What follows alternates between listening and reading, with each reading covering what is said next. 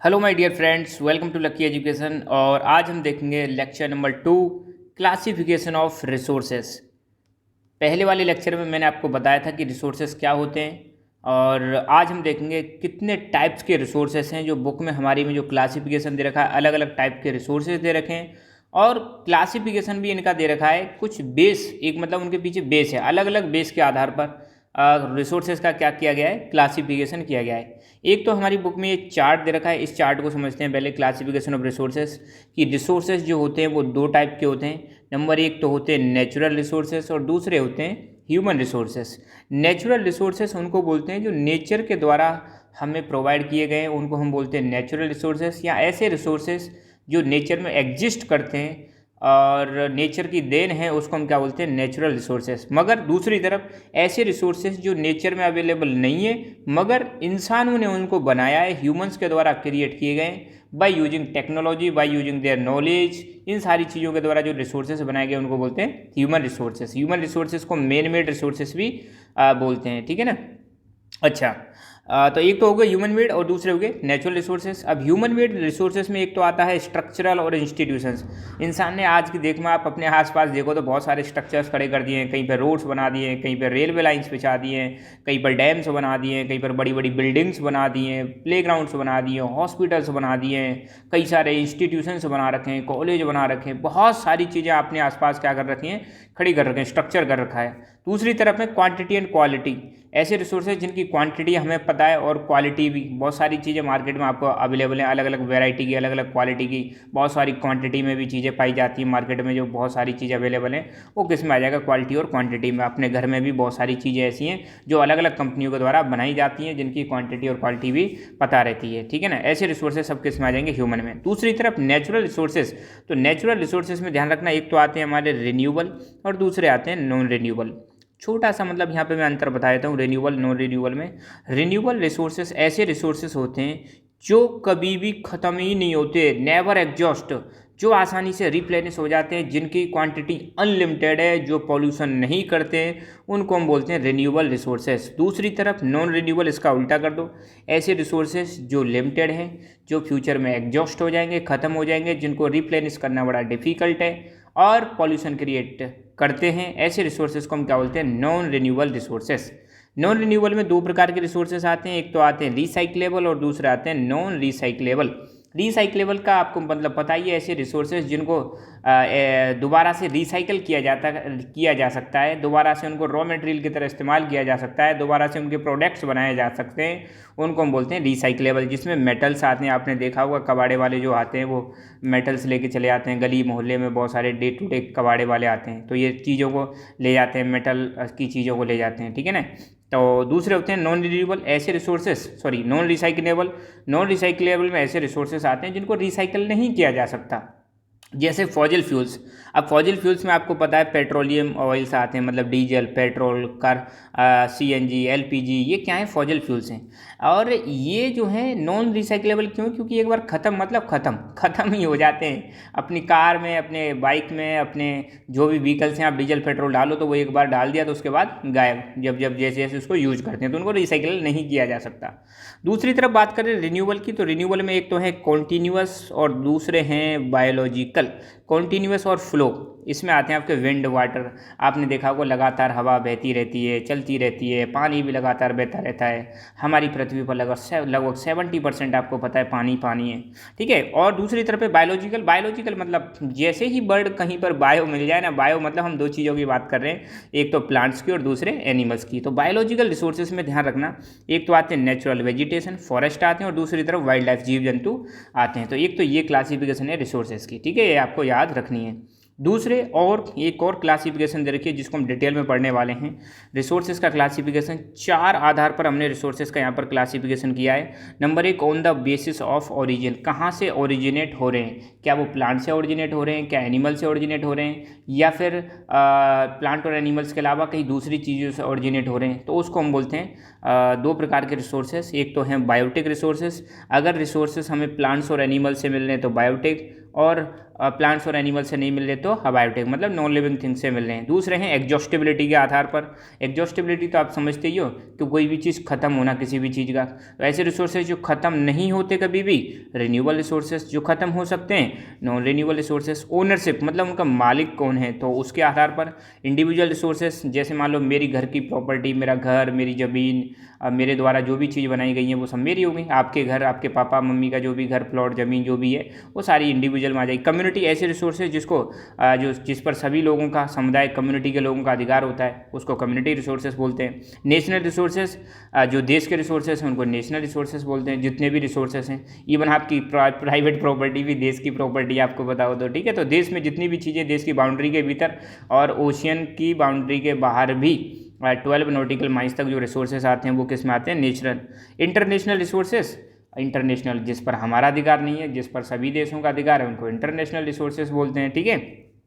फिर है हमारे डेवलपमेंट के आधार पर, क्या वो अभी इनका कितना डेवलपमेंट हुआ है। ऐसे रिसोर्सेज जो पूरी तरह से डेवलप हो चुके हैं, जिनको हम यूज कर रहे हैं, वो डेवलप्ड रिसोर्सेज कहलाते हैं। पोटेंशियल रिसोर्सेज में वो आते हैं जिनको हम फ्यूचर में यूज करेंगे, अभी यूज नहीं कर रहे हैं। एक स्टॉक और रिजर्व और है, नीचे चौथे नंबर पर आप डाल देना, यहाँ पर आया नहीं है डी में। एक है रिजर्व, ठीक है, स्टॉक, और नीचे आता है रिजर्व, वो मैं आगे आपको बताऊंगा, ठीक है ना। तो on the basis of origin, origin के आधार पर रिसोर्स हमारे बायोटिक और दूसरे हैं एबायोटिक रिसोर्सेज।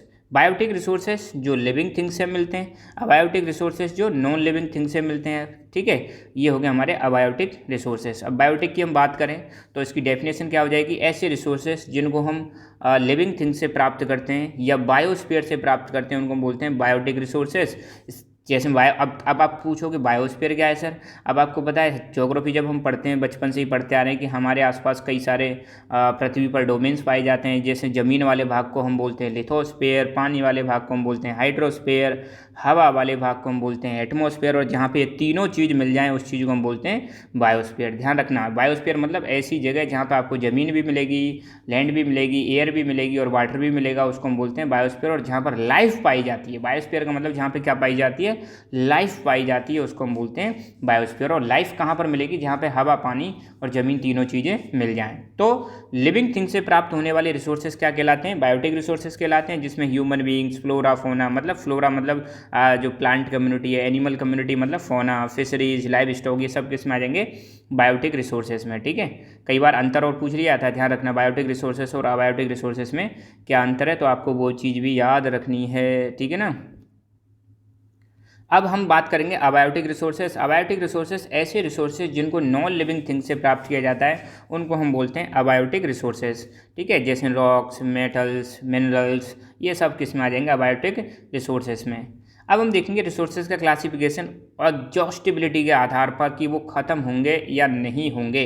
अगर रिसोर्सेज कभी ख़त्म नहीं होते उनको बोलते हैं रिन्यूएबल, और ख़त्म हो जाते हैं तो उसको बोलते हैं नॉन रिन्यूएबल रिसोर्सेज, ठीक है। तो रिन्यूएबल में मतलब जैसे आपको solar energy, geothermal energy, wind energy, hydro power, biomass, कैसे हैं ये रिन्यूएबल रिसोर्सेज।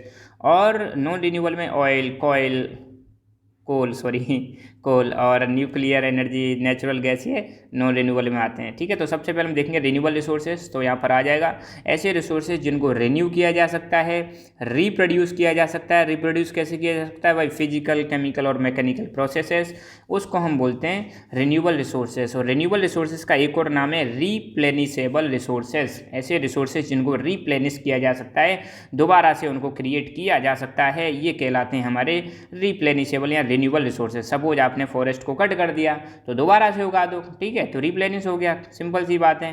और सन की एनर्जी जो है आपको डेली मिलती रहती है, ठीक है, रात में नहीं मिल रही तो दूसरे दिन मिल जाएगी, और विंड लगातार चलती रहती है। तो ऐसे रिसोर्सेज किस में आ जाते हैं, रिन्यूएबल रिसोर्सेज में आ जाते हैं। ध्यान रखना इनकी क्वांटिटी अनलिमिटेड है, ये कभी भी एग्जॉस्ट नहीं होते, प्लस कभी भी पॉल्यूशन नहीं करते। एक चीज़ और ध्यान रखना, ये रिसोर्सेज कभी भी पॉल्यूशन नहीं करते। एग्जाम्पल कोई पूछ ले तो इसमें solar energy, wind energy, water, forest, wild life, ये सब किस में आ जाएंगे, रिन्यूएबल रिसोर्सेज में, ठीक है। और आज की डेट में आपने देखा हो तो हमारी जो प्रेजेंट गवर्नमेंट है, इवन पूरा विश्व किस पर फोकस कर रहा है, रिन्यूएबल रिसोर्सेज पर फोकस कर रहे हैं, क्योंकि आपको पता है नॉन रिन्यूएबल तो आने वाले समय में क्या हो जाएंगे, एग्जॉस्ट हो जाएंगे। तो आने वाले समय में हमें एनर्जी क्राइसिस देखने को मिल सकती है, बिजली की समस्या देखने को मिल सकती है। आज की डेट में तो आपको पता है बहुत ही ज़्यादा हम किस पर डिपेंडेंट हैं, एनर्जी पर डिपेंडेंट हैं। अगर इलेक्ट्रिसिटी चली जाती है तो हमारी हालत ख़राब हो जाती है। इसलिए जो भी गवर्नमेंट है, even through out the world, पूरे वर्ल्ड में सब किस पर फोकस कर रहे हैं, रिन्यूएबल रिसोर्सेज पर फोकस कर रहे हैं, ठीक है ना। तो ये रिन्यूएबल रिसोर्सेज हो गए। यहाँ पे सोलर एनर्जी क्रिएट की जा रही है, सोलर पैनल्स हैं, और ये सोलर एनर्जी कहाँ पर क्रिएट की जाती है, जहाँ पर सनरेज अवेलेबल होती हैं या धूप बहुत ज़्यादा अवेलेबल होती है, विंड एनर्जी, ठीक है। तो ये अब भारत देश अपना इस पर बहुत ज़्यादा फोकस कर रहा है। नॉन रिन्यूएबल रिसोर्सेज ऐसे रिसोर्सेज जिनको कभी भी रिन्यू नहीं किया जा सकता, रीप्लेनिश नहीं किया जा सकता। रीप्लेनिश मतलब उनकी भरपाई नहीं की जा सकती एक बार ख़त्म हो गए तो, उन रिसोर्सेज को हम बोलते हैं नॉन रिन्यूएबल रिसोर्सेज। मगर ये पॉल्यूशन क्रिएट करते हैं। यहाँ पे एक चीज़ मेरे से गलत हो गई है, इसको करना, ये पॉल्यूशन क्रिएट करते हैं। क्या क्रिएट करते हैं, पॉल्यूशन क्रिएट करते हैं नॉन रिन्यूएबल रिसोर्सेज। ध्यान रखना, क्रिएट पॉल्यूशन, उधर क्या लिखना है, टू नॉट क्रिएट पॉल्यूशन, किसमें, रिन्यूएबल रिसोर्सेज में। इसका एग्जांपल मिनरल्स, फॉसिल फ्यूल्स में कोल, पेट्रोलियम, नेचुरल गैस, सब किस में आ जाएंगे, रिन्यूएबल रिसोर्सेज में। तो ये देखो कोल पावर प्लांट है, कोल पावर प्लांट मतलब जहाँ पर कोयले से बिजली बनाई जाती है। तो देखो कितना सारा पॉल्यूशन क्रिएट हो रहा है, ये हमारे एनवायरनमेंट को बर्बाद कर रहा है ना, एयर की क्वालिटी ख़राब होती जा रही है। और नॉन रिन्यूएबल रिसोर्सेज में और ध्यान रखना, इनको बनने में बहुत साल लग जाते हैं, करोड़ों साल लग जाते हैं, लाखों करोड़ों साल लग जाते हैं। आपको पता है कोल, डीजल, पेट्रोल, इन सब चीज़ों को बनने में बहुत ज़्यादा वक्त लगता है। प्लस इनकी क्वांटिटी लिमिटेड है, फ्यूचर में ये एग्जॉस्ट हो जाएंगे, ख़त्म हो जाएंगे। और इसमें ध्यान रखना, कुछ चीज़ें होती हैं रिसाइकलेबल और कुछ चीज़ें होती हैं नॉन रिसाइकलेबल। तो कुछ मेटल जो हैं, मेटल रिसाइकलेबल हैं, और जबकि फॉसिल फ्यूल्स जिनको हम रिसाइकिल नहीं कर सकते, फ्यूचर में ये क्या हो जाएंगे, ख़त्म हो जाएंगे। तो ये नॉन रिसाइकलेबल हैं, और ये क्या क्रिएट करते हैं, पॉल्यूशन क्रिएट करते हैं। अब हम रिसोर्सेज का क्लासिफिकेशन देखेंगे ओनरशिप के आधार पर कि उनका मालिक कौन है भाई, ठीक है। स्वामित्व किसके है, पर्सनल है या फिर कम्युनिटी का है या देश का है या विदेशों का है। तो सबसे पहले हम देखेंगे इंडिविजुअल रिसोर्सेज। तो ऐसे रिसोर्सेज जिसको कौन कंट्रोल करता है, हम खुद कंट्रोल करते हैं, हमारी खुद की प्रॉपर्टी होती है या हमारे घर वालों की प्रॉपर्टी है, ठीक है, या किसी इंडिविजुअल की, इंडिविजुअल मतलब कोई पर्सनल व्यक्ति की है, तो उसको हम बोलते हैं इंडिविजुअल रिसोर्सेज। तो these are owned privately by individuals, किसके द्वारा ओन किए जाते हैं, निजी संपत्ति होती है। लिखा देखा होगा आपने कि ये निजी संपत्ति है, ठीक है, किसी व्यक्ति विशेष की संपत्ति है। तो आपकी, आपके फादर की, आपके दादाजी की, आपके परिवार के जो भी लोग हैं, उनकी जो संपत्ति होती है वो कैसी होती है, वो होती है निजी संपत्ति, प्राइवेट प्रॉपर्टी, ठीक है। अब इसका एग्जांपल दे रखा है कि जो गांव में जो किसान होते हैं, आपने देखा होगा किसानों के पास ज़मीन रहती है, ये ज़मीन सरकार के द्वारा किसानों को दी गई थी, ठीक है। और सरकार इनसे, किसानों से क्या लेती है, इस ज़मीन के बदले में रेवेन्यू लेती है, मतलब टैक्स लेती है। हम जो किसानों की जो ज़मीन होती है, पर वो टैक्स नाम मात्र का होता है, कहीं कहीं पर तो बिल्कुल होता ही नहीं है, नाम मात्र का टैक्स, ठीक है। दूसरी तरफ गांव के लोगों के पास ज़मीन की ओनरशिप होती है, उनके खुद के कागज़ होते हैं। आपने देखा होगा कि ये ज़मीन इसके नाम है, वो ज़मीन उसके नाम होते हैं। मगर गाँव में कुछ लोग ऐसे होते हैं जो लैंडलेस भी होते हैं, जिनके पास ज़मीन नहीं है। अब देखना फ्यूचर में जैसे जैसे पॉपुलेशन बढ़ती जाएगी तो लैंडलेस पीपल्स की संख्या बहुत ज़्यादा हो जाएगी। आने वाले समय में जब बहुत ज़्यादा क्राइसिस देखने को मिलेगा, ज़मीन ही नहीं रहेगी और बहुत ज़्यादा समस्याएं आएंगी, ठीक है। इंडिविजुअल जो लोग होते हैं, इनका कैसे इस्तेमाल करते हैं, वो प्लांटेशन में इस्तेमाल करते हैं, पास्चर लैंड की तरह इस्तेमाल करते हैं, पॉन्ड की तरह इस्तेमाल करते हैं, ठीक है, और फार्मिंग करते हैं, कुछ भी कर सकते हैं, उनकी मर्जी है। प्राइवेट जो ज़मीन है उस पर कोई कुछ भी करे, वो उसकी मर्जी है। कंपनी खोले या फिर वहाँ पे छोटे मोटे एनिमल हस्बेंड्री करे, पाउल्ट्री करे, कुछ भी कर सकते हैं, वो पर्सनल चॉइस पर डिपेंड करता है।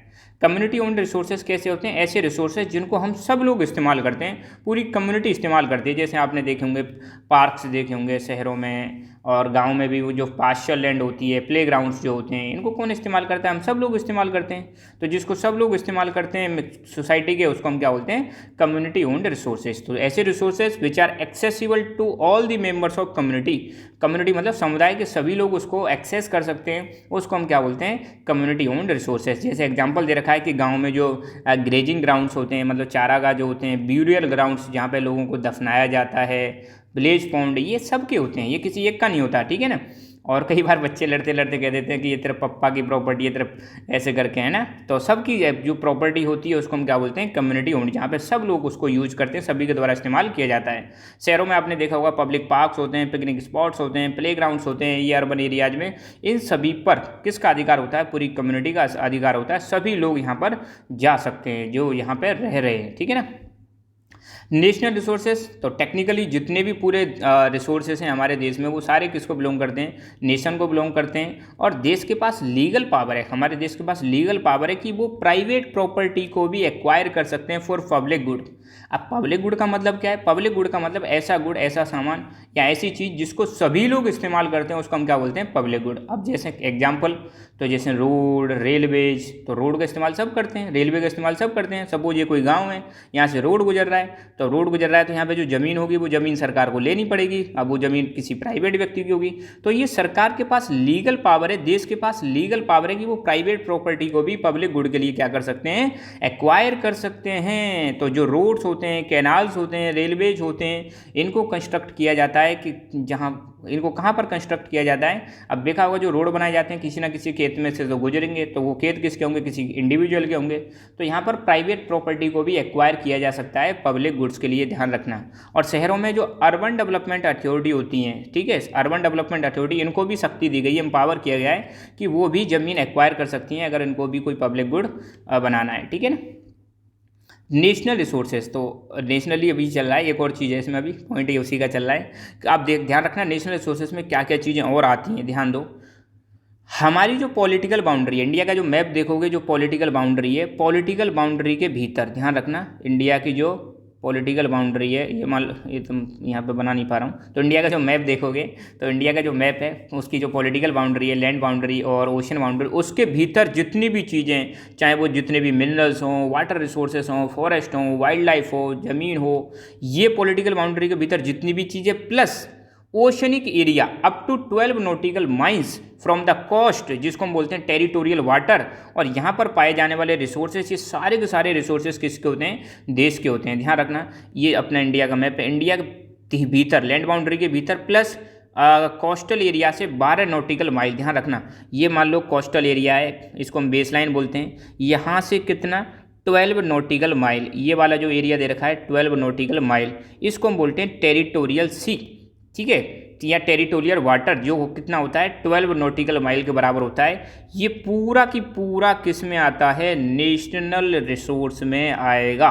किस में आएगा, नेशनल रिसोर्स में आएगा। ध्यान रखना, टेरिटोरियल वाटर मतलब जो बेस लाइन से कितनी दूरी पर है, 12 नॉटिकल माइल्स की दूरी पर है, प्लस बाउंड्री के भीतर जो भी रिसोर्सेस हैं उन सब पर अधिकार किसका होता है, देश का होता है। अब हम बात करेंगे इंटरनेशनल रिसोर्सेस, कैसे रिसोर्सेस, इंटरनेशनल रिसोर्सेज। अब इंटरनेशनल रिसोर्सेज सिंपल सी बात है, जिस पर किसी भी देश का अधिकार नहीं है, जिस पर सभी देशों का अधिकार है, सभी देश उसको इस्तेमाल कर सकते हैं, उसको हम क्या बोलते हैं, इंटरनेशनल रिसोर्सेज। अब इसको समझते हैं पहले, तो ध्यान रखना, ये हमारे देश की मान लो लैंड बाउंड्री है, इसको हम बोलते हैं बेस लाइन, बेस लाइन से 12 नॉटिकल माइल के बीच की दूरी, इसको हम बोलते हैं टेरिटोरियल सी, और टेरिटोरियल सी ये 12 नॉटिकल माइल हो गई, और यहाँ से फिर 12 नॉटिकल माइल, ये वाला जो एरिया है इसको बोलते हैं कॉन्टेजियस जोन, और सबसे इंपॉर्टेंट है कोस्ट लाइन से 200 नॉटिकल माइल तक, ध्यान देना, कोस्ट लाइन से 200 नॉटिकल माइल तक का जो एरिया होता है इसको बोलते हैं स्पेशल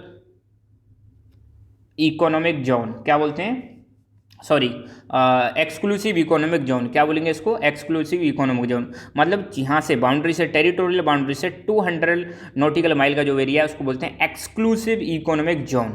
अब इस एक्सक्लूसिव इकोनॉमिक जोन, अब यहाँ तक ध्यान रखना, एक्सक्लूसिव इकोनॉमिक जोन पर भी अधिकार किसका होता है, देश का अधिकार होता है। अब यहाँ पर जैसे अपना जो एक्सक्लूसिव इकोनॉमिक जोन है वो कहाँ तक है, 200 नॉटिकल माइल्स तक है, तो यहाँ पर अधिकार किसका है, अपने प्यारे भारत देश का है। और एक्सक्लूसिव इकोनॉमिक जोन से बाहर का जो एरिया है उसको बोलते हैं हाई सी या ओपन सी, इस पर अधिकार सभी का होता है, इस पर किसी भी पर्टिकुलर देश का अधिकार नहीं होता है। तो एक्सक्लूसिव इकोनॉमिक जोन के बाहर जो भी रिसोर्सेस आते हैं उनको हम क्या बोलते हैं, इंटरनेशनल रिसोर्सेस आते हैं, और इंटरनेशनल रिसोर्सेस को इंटरनेशनल इंस्टीट्यूशंस क्या करते हैं, कंट्रोल करते हैं, और यही इंटरनेशनल इंस्टीट्यूशंस इनको कंट्रोल करते हैं। साथ के साथ में अगर किसी को यहाँ पर कुछ एक्सप्लोरेशन करना है, कोई रिसर्च करनी है, तो इन इंटरनेशनल इंस्टीट्यूशंस की परमिशन लेनी पड़ती है। तो डेफिनेशन क्या हो जाएगी, तो there are international institutions which regulate some resources, तो कुछ इंटरनेशनल इंस्टीट्यूशंस हैं जो कुछ रिसोर्सेज को कंट्रोल करते हैं। For example the oceanic resources beyond 200 nautical miles of the exclusive economic zone belong to the open sea and no individual country can utilize these without concurrence of international institutions। तो ध्यान रखना 200 nautical mile से बाहर का जो area है, oceanic जो area है, उसको हम क्या बोलते हैं, हाई सी या ओपन सी बोलते हैं। और यहाँ पर इनको इस्तेमाल करना है तो किसी इंटरनेशनल इंस्टीट्यूशन की परमिशन लेना जरूरी है, प्लस यहाँ पे किसी भी देश का पर्सनल अधिकार नहीं होता है, ठीक है ना। तो यहाँ पर ये आ जाएगा, ध्यान रखना the ocean surface and water column beyond the EEZ are known as high sea. तो यहाँ पे हाई सी जो मैंने बता रखा ना, ये हाई सी या ओपन सी, ये कौन सा एरिया है जो 200 नॉटिकल माइल से बाहर है या एक्सक्लूसिव इकोनॉमिक जोन से बाहर है, इसको हम बोलते हैं हाई सी। ये कॉमन हेरिटेज होती है, सभी मैनकाइंड की, विश्व के जितने भी लोग हैं सबका इन पर अधिकार होता है, किसी भी देश की इस पर कोई ज्यूरिडिक्शन नहीं होती है, कोई भी इनको कंट्रोल नहीं कर सकता है, ठीक है ना। और इनका इस्तेमाल किया जाता है पीसफुल पर्पज़ के लिए, जैसे यहाँ पर अगर नेविगेशन करना है और यहाँ पर कोई रिसर्च करनी है, एक्सप्लोरेशन करना है, तो इसके लिए इसका यूज किया जाता है। अब यहाँ पे डू यू नो में एक चीज़ दे रखी है कि ध्यान रखना इंडिया को एक अधिकार मिल गया है, क्या अधिकार मिल गया है कि वो मैग्नीज नोड्यूल्स की माइनिंग कर सकता है, कहाँ पर, इंडियन ओशन के बेड में, जो कि कहाँ पर बियॉन्ड, वो जो कहाँ पर लाई करता है एक्सक्लूसिव इकोनॉमिक जोन से बाहर। तो मतलब ध्यान देना, एक्सक्लूसिव इकोनॉमिक जोन से बाहर ये मान लो कोई एरिया है, यहाँ पर इंडिया को एक अधिकार मिल गया है कि वो यहाँ पर माइनिंग कर सकता है, किसकी, मैग्नीज नोड्यूल्स की माइनिंग कर सकता है, जो कि एक्सक्लूसिव इकोनॉमिक जोन से बाहर आता है। ये चीज़ भी आपको ध्यान रखनी है। अब लास्ट क्लासिफिकेशन बचा है on the development of state, on the basis of status of development, कि कितना डेवलपमेंट हुआ है, स्टेटस क्या चल रहा है, क्या कोई रिसोर्स पूरी तरह से डेवलप हो चुके हैं, क्या उनके लिए डेवलप करने के लिए हमारे पास टेक्नोलॉजी नहीं है, क्या रिसोर्सेज जो टेक्नोलॉजी है मगर उनको हम यूज नहीं कर रहे हैं, फ्यूचर में यूज करेंगे। तो इसके आधार पर रिसोर्सेज हमने 4 प्रकार से क्लासीफाई किए हैं। Number 1 potential resources, number 2 developed resources, number 3 stock और नंबर 4 रिजर्व, ठीक है ना। तो सबसे पहले देखेंगे पोटेंशियल रिसोर्सेज। पोटेंशियल का मतलब है देखो संभावना, सिंबल सी मतलब क्या है, संभावना। तो संभावना का मतलब क्या है, जैसे मतलब बरसात हो सकती है, संभावना है, हो सकती है अभी फ्यूचर में, पता नहीं है ना। तो ऐसे रिसोर्सेज जो किसी रीजन में पाए जाते हैं मगर उनको यूटिलाइज नहीं किया जा रहा है, ध्यान रखना पोटेंशियल रिसोर्सेज को, आराम से समझना इनको। तो पोटेंशियल रिसोर्सेज पाए तो जाते हैं मगर प्रेजेंट में उनको यूटिलाइज नहीं किया जा रहा है। यूटिलाइज का मतलब उनको इस्तेमाल नहीं किया जा रहा है, उनको हम बोलते हैं पोटेंशियल रिसोर्सेज, ठीक है। या ऐसे रिसोर्सेज जिनको अभी प्रेजेंट में यूज नहीं कर रहे, फ्यूचर में यूज कर सकते हैं, ठीक है, दैट इज पोटेंशियल रिसोर्सेज। जैसे यहाँ पे एग्जांपल दे रखा है कि जो राजस्थान और गुजरात का जो वेस्टर्न भाग है, अपना जो वेस्टर्न इंडिया में 2 स्टेट आते हैं, राजस्थान और गुजरात, ये वेस्टर्न पार्ट में आते हैं, यहाँ पर खूब सारा पोटेंशियल है कि यहाँ पर हम क्या कर सकते हैं, विंड और सोलर एनर्जी को डेवलप कर सकते हैं। बहुत ज़्यादा यहाँ पर पॉसिबिलिटी है कि यहाँ पर विंड एनर्जी और सोलर एनर्जी क्रिएट की जा सकती है, मगर अभी इनको पूरी तरह से यहाँ पर डेवलप नहीं किया गया है। हालांकि ऐसा नहीं है, अभी आप आज की डेट में आप देखोगे तो राजस्थान का जो वेस्टर्न वाला हिस्सा है, थर्ड डेजर्ट वाला हिस्सा है, यहाँ पर सोलर एनर्जी क्रिएट की जा रही है, इवन विंड एनर्जी भी क्रिएट की जा रही है, मगर उतनी जो कैपेसिटी है, मतलब कैपेसिटी से कम। इनको मतलब बहुत ज़्यादा संभावनाएं, बहुत ज़्यादा सोलर एनर्जी और बहुत ज़्यादा विंड एनर्जी यहाँ पर प्रोड्यूस कर सकते हैं, मगर अभी हम पूरी तरह से यहाँ पर कर नहीं पा रहे हैं। तो मतलब ऐसे रिसोर्सेज जिनको जो पाए तो जाते हैं किसी क्षेत्र में मगर उनको पूरी तरह से यूज नहीं किया जा रहा है, तो उसको हम क्या बोलते हैं, पोटेंशियल रिसोर्स बोलते हैं। तो एग्जाम्पल ध्यान रखना, राजस्थान और गुजरात जो कि इंडिया के वेस्टर्न पार्ट में आते हैं, यहाँ पर खूब सारी संभावनाएं कि यहाँ पर विंड और सोलर एनर्जी को डेवलप किया जा सकता है, मगर अभी तक इनको डेवलप नहीं किया गया है। बट एक्चुअलिटी आपको ये भी ध्यान रखनी है कि यहाँ पर यूज भी कर रहे हैं, ठीक है ना। डेवलप्ड रिसोर्सेज कौन से होते हैं, ऐसे रिसोर्सेज जिनकी क्वांटिटी, क्वालिटी, सारी चीज़ें हमें पता है, उसको हम क्या बोलते हैं, डेवलप्ड रिसोर्सेज बोलते हैं। और जिनको हम यूज कर रहे हैं, जिनको यूज करने की हमारे पास टेक्नोलॉजी है, जिनको मतलब प्राप्त करने की टेक्नोलॉजी हमारे पास अवेलेबल है, ठीक है। तो ऐसे resources, the resources which are surveyed which and their quantity and quality have been determined for utilization. ध्यान रखना ऐसे रिसोर्सेज जिनका सर्विंग की जा सकी है, पता लगाया जा सका है कि कहाँ कहाँ पर पाए जाते हैं, उनकी क्वालिटी कैसी है, क्वांटिटी कैसी है, इन सब चीज़ों के बारे में हमें पता है और जिनको हम प्रेजेंट में यूज कर रहे हैं उनको हम बोलते हैं डेवलप्ड रिसोर्सेज। और इन डेवलप्ड रिसोर्सेज का डेवलपमेंट डिपेंड करता है टेक्नोलॉजी और उनकी फिजिबिलिटी के आधार पर। फिजिबिलिटी का मतलब उसकी क्या संभावना है, इनको कितने हद तक कहाँ तक यूज किया जा सकता है, ठीक है, और कितनी टेक्नोलॉजी हमारे पास अवेलेबल है। ज़्यादा टेक्नोलॉजी है तो हम ज़्यादा यूज कर सकते हैं, अच्छी तरह से यूज कर सकते हैं, कम कॉस्ट में प्रोडक्शन कर सकते हैं, ठीक है, ज़्यादा से ज़्यादा प्रॉफिट कमा सकते हैं। तो बस इतना ध्यान रखना, ऐसे रिसोर्सेज जिनकी हमें क्वान्टिटी क्वालिटी सारी चीज़ें पता है, जिनको सर्वे किया जा चुका है और जिनको प्रेजेंट में यूज किया जा रहा है, उनको हम बोलते हैं डेवलप्ड रिसोर्सेज। एग्जांपल कोल, पेट्रोलियम, मिनरल्स, ये सारी चीज़ें किसमें आ जाएंगे, डेवलप्ड, ठीक है। तो आपने देखा होगा कोल का इस्तेमाल कर रहे हैं, कोल का हमें कैपेसिटी भी पता है, पेट्रोलियम का भी इस्तेमाल कर रहे हैं, इनकी भी कैपेसिटी पता है हमें, ये फ्यूचर में क्या हो जाएंगे, एग्जॉस्ट हो जाएंगे। अब ध्यान रखना, थोड़ा सा यहाँ पे ध्यान देना, स्टॉक के बारे में 3-4 पॉइंट आपको याद रखने हैं। तो स्टॉक के बारे में ध्यान रखना, ऐसे रिसोर्सेज जिसमें पोटेंशियल है ह्यूमन नीड्स को सेटिस्फाई करने की। ध्यान रखना, ऐसे रिसोर्सेज जिनमें क्या है, पोटेंशियल है, पोटेंशियल मतलब उनमें संभावना है कि वो ह्यूमन नीड्स को फुलफिल कर सकते हैं, ह्यूमन नीड्स को सेटिस्फाई कर सकते हैं, मगर ह्यूमन बींग्स के पास उनको यूज करने की कोई अप्रोप्रिएट टेक्नोलॉजी नहीं है। ऐसे रिसोर्सेज क्या कहलाते हैं, स्टॉक। ध्यान रखना, यहाँ पे 2 पॉइंट आपको ध्यान रखने। नंबर 1, ऐसे रिसोर्सेज जो ह्यूमन नीड्स को सेटिस्फाई कर सकते हैं मगर हमारे पास उनको यूज करने की कोई टेक्नोलॉजी नहीं है, उनको हम क्या बोलते हैं, स्टॉक। यहाँ पे एग्जांपल दे रखा है, जैसे अगर पानी का फॉर्मूला देखो वाटर का, तो आपने फॉर्मूला क्या होता है वाटर का, H2O। तो ये कितनी चीज़ों से मिलता है, H2 + O2, 2 चीज़ों से मिलकर बनता है, हाइड्रोजन और ऑक्सीजन से मिलकर बनता है। क्या चीज़ बनता है, वाटर बनता है, ठीक है। तो वाटर के 2 कंपोनेंट होते हैं, एक तो होता है हाइड्रोजन और एक होता है ऑक्सीजन। अब फ्यूचर में मैं आपको बता दूं, हाइड्रोजन को एक फ्यूल की तरह इस्तेमाल किया जाएगा। आप पता ही है कि आने वाले समय में फॉसिल फ्यूल्स तो खत्म हो जाएंगे, डीजल पेट्रोल तो खत्म हो जाएंगे, तो हाइड्रोजन गैस को फॉसिल फ्यूल की तरह हाइड्रोजन गैस को एक फ्यूल की तरह इस्तेमाल किया जाएगा। और जब इसको यूज करेंगे ना, हाइड्रोजन को जब यूज करेंगे तो ये ऑक्सीजन से रिएक्ट करके ये क्या बनाएगी, पानी बनाएगी। सोचो, हमारा जो वेस्ट बनेगा, मतलब यहाँ पे क्या बनेगा, पानी बनेगा। तो मतलब ज़्यादा तो ग्रीन एनर्जी की तरह इसको इस्तेमाल किया जाएगा, जो ज़्यादा पॉल्यूशन क्रिएट नहीं करेगा, ठीक है ना। तो ये चीज़ ध्यान रखनी है आपको। तो स्टॉक में ध्यान रखना 2 चीज़ आपको, ऐसे रिसोर्सेज जो ह्यूमन नीड्स को सेटिस्फाई कर सकते हैं, उनमें पूरी संभावना है, मगर उनको यूज करने की, एक्सेस करने की हमारे पास टेक्नोलॉजी नहीं है, उनको हम किस में काउंट करते हैं, स्टॉक में। अब दूसरा एग्जांपल, यहाँ पे एग्जांपल क्या बताना है कि जैसे वाटर के इसके 2 कंपोनेंट होते हैं, हाइड्रोजन और ऑक्सीजन। हाइड्रोजन जो है इसको सोर्स ऑफ एनर्जी की तरह इस्तेमाल किया जाता है, मगर हमारे पास इसको यूज करने की टेक्निकल नो हाउ नहीं है, मतलब हमारे पास इसको यूज करने का कोई तरीका नहीं है, हमें पता नहीं है किस प्रकार से इसको यूज किया जाएगा, इसलिए इसको हम यूज कंसीडर करेंगे स्टॉक में। अब स्टॉक मतलब जिसको फ्यूचर में यूज किया जाएगा, ठीक है ना। पोटेंशियल में ध्यान रखना, पोटेंशियल में हमारे पास टेक्नोलॉजी है मगर उनको यूज नहीं कर रहे हैं। स्टॉक में हमारे पास टेक्नोलॉजी नहीं है मगर ये ह्यूमन नीड्स को सेटिस्फाई कर सकते हैं। लास्ट है रिजर्व। ध्यान रखना, रिजर्व सबसेट है स्टॉक का। रिजर्व किसका सबसेट है, स्टॉक का रिजर्व है। Which can be put into use with the help of existing know how, technical know how, but their use has been not started. ध्यान रखना, इसमें क्या चीज़ सबसे इंपॉर्टेंट है, रिजर्व भी किसका पार्ट है, स्टॉक का ही पार्ट है, यूँ समझ लो आप। और रिजर्व को यूज किया जा सकता है, हमारे पास जो भी टेक्नोलॉजी अवेलेबल है उसकी सहायता से यूज किया जा सकता है, मगर इनका यूज हम नहीं कर रहे हैं, तो ये किस में आ जाएगा, रिजर्व में आ सकता है। ध्यान रखना, ठीक है। ऐसे रिजर्व किसका पार्ट है, स्टॉक का ही पार्ट है, सबसेट है इसका। और इनको प्रेजेंट में जो टेक्नोलॉजी है, प्रेजेंट में जो हमारे पास मेथड्स हैं, उनकी सहायता से इसको यूज किया जा सकता है, मगर इनका यूज नहीं किया जा रहा है।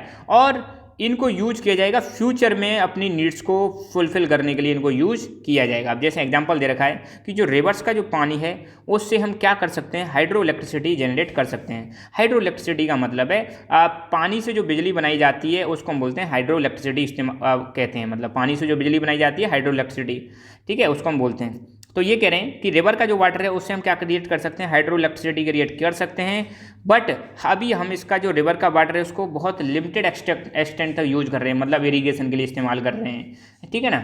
और कहीं पर जहाँ पे पानी नहीं है, ड्रॉट वाला एरिया, वहाँ पर पानी ले जा रहे हैं, या डैम्स में मतलब स्टोर कर रहे हैं, बस इतना यूज कर रहे हैं।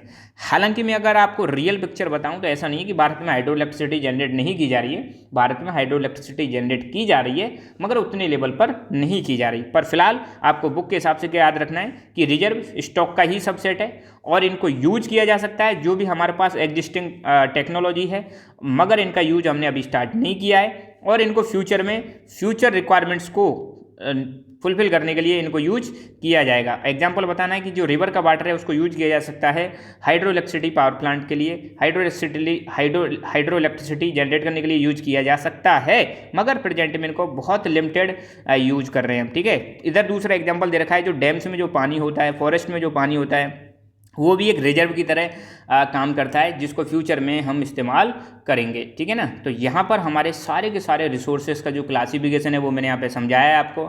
आई होप आपको समझ में आया होगा और इनको बार बार रिवाइज करना, सबके एक एक क्वेश्चन बन जाएंगे। Right the difference between stock and reserve, right the difference between renewable non renewable, right the difference between potential and actual resources, ऐसे करके बहुत सारे मतलब इनमें क्वेश्चन बन सकते हैं, तो उनको आप ध्यान रखना। और हमारा टेलीग्राम चैनल है लकी एजुकेशन, जिसको आप ज्वाइन करना ताकि आपको जो वीडियो जाएंगे उनकी नोटिफिकेशन मिलेगी और अपना स्टडी मटेरियल भी मिलता रहेगा। So thank you so much, keep learning, keep enjoying and God bless you all.